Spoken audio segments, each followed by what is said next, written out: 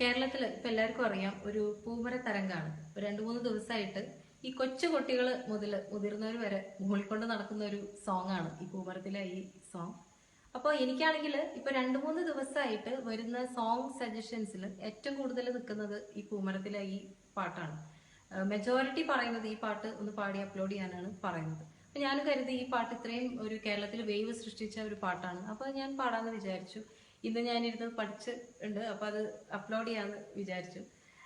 അപ്പോൾ ഈ ഒരു പ്രോജക്റ്റ് എന്ന് പറയുമ്പോൾ മലയാളത്തിൽ എല്ലാവർക്കും അറിയാം, കാളിദാസ് ജയറാം ആദ്യമായിട്ട് മലയാളത്തിൽ നായകനായിട്ട് അരങ്ങേറ്റം കുറിക്കുന്ന ഒരു പ്രോജക്റ്റാണ്. ശ്രീ എബ്രിഡ് ഷൈൻ ആണ് സംവിധായകൻ. അപ്പോൾ ഈ ഒരു ടീമിന്, ഈ ഒരു പ്രോജക്റ്റിന് എൻ്റെ എല്ലാ വക വിജയാശംസകളും. ഈ പാട്ട് ഞാനൊന്ന് പാടാം.